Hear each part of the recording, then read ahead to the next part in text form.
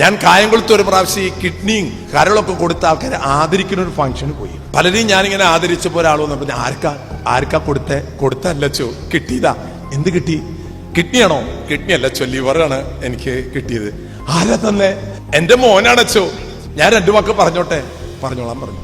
വാള് വന്നിട്ട് പറഞ്ഞെന്തറിയാം മൈക്കില്, ഞാൻ ഈ കായംകുളത്തെ ഡിസ്ട്രിക്ട് ജഡ്ജാണ്. അയാളുടെയും കിഡ്നി പോകുന്നത്, അല്ലാണ്ട് ഡിസ്ട്രിക്ട് ജഡ്ജിന്റെ കിഡ്നി പോകാൻ പാടില്ല. എന്താ പോയാലും എന്താ? ഡോക്ടർ പറഞ്ഞു ലിവർ നിങ്ങളുടെ മാറ്റിവെക്കാണ്ട് രക്ഷയില്ല. അയാളുടെ ഭാര്യ പറഞ്ഞു ഞാൻ തരാം. ഡോക്ടർ പരിശോധിച്ചു, നിങ്ങളുടെ ഫാറ്റി ലിവറാണ്, നിങ്ങൾക്ക് എടുക്കാൻ പറ്റില്ല. അപ്പൊ ഞാൻ ഡോക്ടർ എനിക്ക് കുറച്ച് നാൾ കൂടി ജീവിക്കണം. സഹനങ്ങളുടെ നടുവില് നമ്മൾ വിളിച്ചു പറയും. ഇപ്പോഴൊന്നല്ല, നമുക്കിപ്പോ രോഗങ്ങളും പ്രയാസങ്ങളും ഇല്ലാത്ത കാലത്താണെന്ന് തോന്നില്ല. ഇത് പറഞ്ഞു നിൽക്കുമ്പോ അയാളുടെ മോനോട് നിൽക്കുന്നുണ്ട്. അപ്പന് ഞാൻ ലിവർ തരും. 22 വയസ്സുള്ള മകൻ, കല്യാണം കഴിച്ചിട്ടില്ല. അവൻ 14 മണിക്കൂർ നീണ്ടു നിൽക്കുന്ന ശസ്ത്രക്രിയക്ക് തയ്യാറാണ്. എന്റെ സ്വന്തം ശരീരത്തിൽ നിന്ന് മുറിച്ച് എന്റെ അപ്പന് തരാം.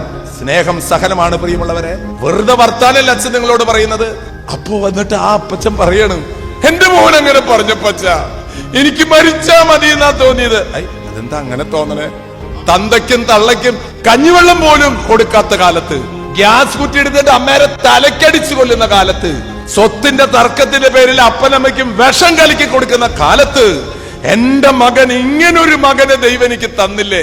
സഹനങ്ങളുടെ നടുവിലെ ആ മനുഷ്യൻ വേദന ചൂളയിൽ നിൽക്കുമ്പോ ആ മകന്റെ വാക്കുകൾക്ക് അതാണ് സ്നേഹം, സഹനമാണ്.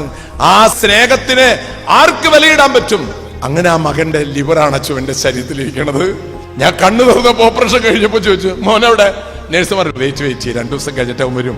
2 ദിവസം കഴിഞ്ഞപ്പോ ഇവിടെ ഇങ്ങനെ കംപ്ലീറ്റ് ഇവിടെ മുണ്ടൊക്കെ കയറ്റി ഇവിടെ കെട്ടിയിട്ട്, പെണ്ണുങ്ങളൊക്കെ കെട്ടിയിട്ട്, രാജ്യസദസ്സിലൊക്കെ വരാൻ കണ്ടിട്ടില്ല, മറ്റേ മുണ്ട് ഇവിടെ കെട്ടിയിട്ട് അവൻ വന്നിരിക്കുക.